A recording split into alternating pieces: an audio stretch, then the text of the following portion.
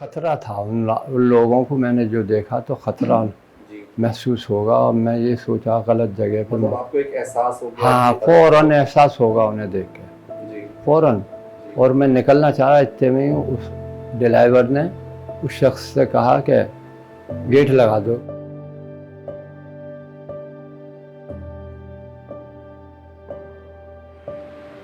We are standing in Sector 37 of Noida city in Uttar Pradesh, where a Muslim man was beaten up and stripped by 4 people while he was on his way to Aligarh, about 120 kilometers away from here. The incident adds to the list of hate crimes in recent years, where people have been beaten up, assaulted, and even lynched because of their eating habits, attires, and religious identity.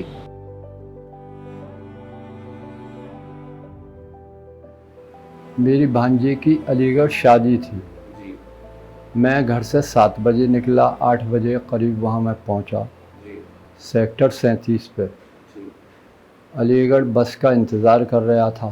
जी, वहाँ और गाड़ियाँ खड़ी थीं, आगरे की, इधर की, उधर की। मैं देख रहा था कि अलीगढ़ की कोई गाड़ी हो तो उसमें बैठ जाऊँ।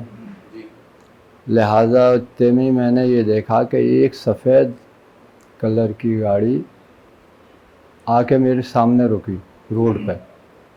उसने मुझे इशारे से बुलाया और उन्होंने कहा कहाँ जाओगे? मैंने कहा अलीगढ़। कि बैठ जाओ। मैंने कहा पैसे बताओ कितने लोगे? कि तुम जो लगते हो वो दे देना। मैंने कहा 170 रुपये लगते हैं भाई। कि बैठ जाओ।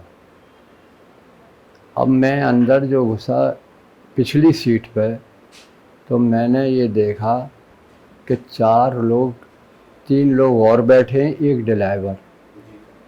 लिहाजा मुझे देखने से अंदाज़ा लगा कि मैं गलत जगह पहुंच गया। तो मैं उतरना चाह रहा तो इतने में उनने ड्राइवर ने दूसरे शख्स का गेट लगा। वो उनने खिड़की लगा दी। मैंने कहा भाई उतार दो मुझे, मैं नहीं जाऊंगा। बस मेरा ये कहना हुआ तो उन्होंने सेक्टर 37 स्टाफ से ही जो मारना शुरू करा है मुझे। बहुत बुरी हालत कर दी मेरी, मारते मारते। और ये घूंसे सर में, सीने में। ड्राइवर ने ये कहा उनसे इसकी गर्दन दबाओ, गर्दन। तो वो अंगोछा लेके गर्दन में कपड़ा डाला। जी, और उसके बाद में मारना शुरू करा सर में, इसमें। दूसरी बात ये कि वो फिर उसने ड्राइवर ने ये कहा कि इसकी आंखें फोड़ो। तो उसने पेचकस भी दिया उसे, दूसरे शख्स को। जी, ड्राइवर ने जी। पेचकस दे के उसने जो मेरे पेचकस मारा तो ये लगा जो नाक पे निशान नाक आपके पे। दिख रही है। जी जी, ये पेचकस से लगा। अच्छा, ये बताइए आपने जब गाड़ी में आप बैठे तो आपको क्या लगा ऐसा? आप क्यों निकलना चाह रहे थे गाड़ी से अचानक से? मुझे ख़तरा था उन लोगों को मैंने जो देखा तो ख़तरा जी, महसूस होगा और मैं ये सोचा गलत जगह पर मतलब आपको एक एहसास हो गया हाँ कि फ़ौरन एहसास होगा उन्हें देख के जी, फ़ौरन। जी, और मैं निकलना चाह रहा इतने में ही उस ड्राइवर ने उस शख्स से कहा कि गेट लगा दो खुंडी। हाँ,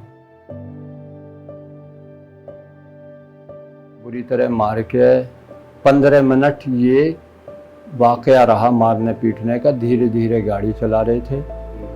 उसके बाद में जब उन्होंने देख लिया कि ये बेदम हो गया बिल्कुल, लिहाजा मैं एक जगह साइड में जी, उन्होंने गाड़ी धीरे करके और मुझे जी, ढकेल दिया। मैं गिर गया वहाँ, फिर बैठा रहा। बैठने के बाद में फिर मैं ज़रा वो हुआ तो फिर मैं गया आगे। लाल बत्ती थी, लाल बत्ती से फिर एक मोटरसाइकिल वाला मिला मुझे। जी, उस पर मैं बैठा। उसने मैंने कहा तो उसने मुझे आगे बिठाला कि वहाँ से तुम्हारी बैटरी रिक्शा मिलेगा। वहाँ से मैं बैटरी रिक्शे में बैठा जी, और मैं 37 पे ही पहुँचा जी, स्टॉप पे। वहाँ जाने के बाद में मैंने कंप्लेंट करी जब सेक्टर 37 के पुलिस चौकी पे आप पहुंचे हैं हाँ। और आपने पुलिस को बताया ये हादसा हुआ, तो उनका क्या रिएक्शन था? क्या उनका मेरे साथ कोई सही सलूक नहीं करा उन्होंने, तवज्जो ही नहीं दी कोई। अच्छा कोई तवज्जो नहीं। जी उनसे कहा बैठे थे, जी उन्होंने मेरा पता मालूम करा, मेरी बल्दियत मालूम करी, जी नाम मालूम करके, और मुझे ना तो मेरी FIR कराई, ना उन्होंने मेरी कोई डॉक्टरी कराई या कहीं हॉस्पिटल में ले।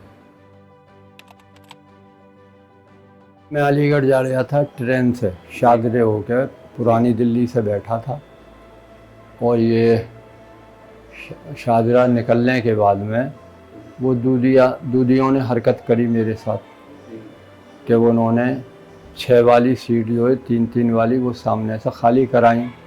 मैं बैठा साइड में बिल्कुल शीशे की तरफ। तो कहा मुल्ला जी तुम उठ जाओ। मैंने कहा भाई मैं तो नहीं उठाऊंगा।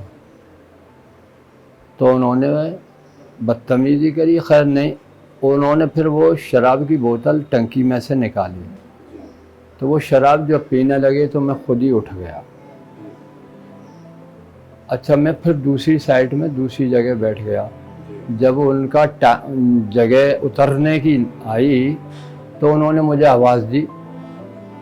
वो आवाज़ देने के बाद में बोले मुल्ला जी आ जाओ, तुम्हारी सीट खाली हो गई। मैं वहाँ पहुँचा और मैं बैठा तो उसमें से दो लड़के जो उतर चुके थे, धीरे ट्रेन चल रही थी बहुत धीरे, उन्होंने उतर के जब मैं बैठा तो उन्होंने एक ने तो मेरी दाढ़ी शीशे में से पकड़ ली, जाली में से जी और एक ने मेरी टोपी। जी बाल छोटे थे तो टोपी हाथ में आई, और दाढ़ी के जब उन्होंने पकड़ी तो मेरा झटका लगा, सर जो है मेरा उसमें ट्रेन की दीवार में लगा है, जंगले में जा।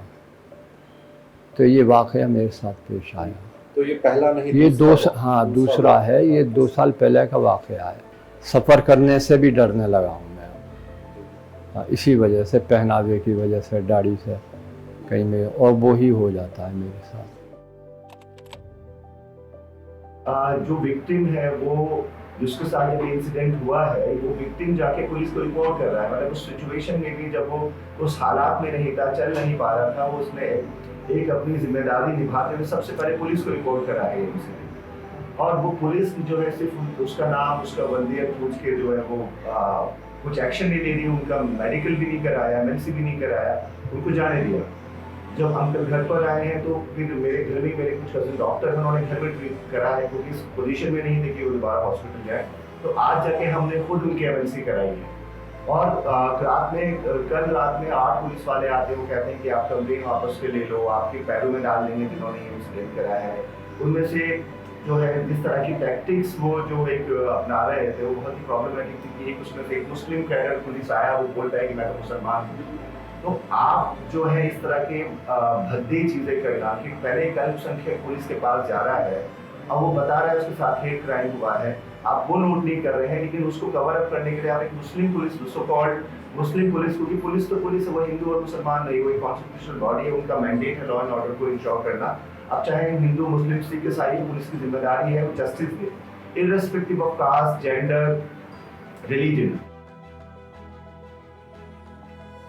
ये 10-12 साल से ये वाक़या शुरू हुए, 10 साल से, उससे पहले कभी नहीं हुआ।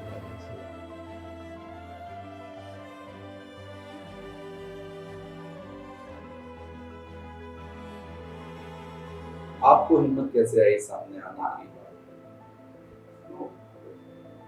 भाई जो मेरे साथ वाक़या हुआ है उससे मैंने कोशिश करी है कि सामने आऊँ। ऐसी हर आदमी बैठा रहेगा तो जुल्म बढ़ता रहेगा, जुल्म बढ़ता रहेगा।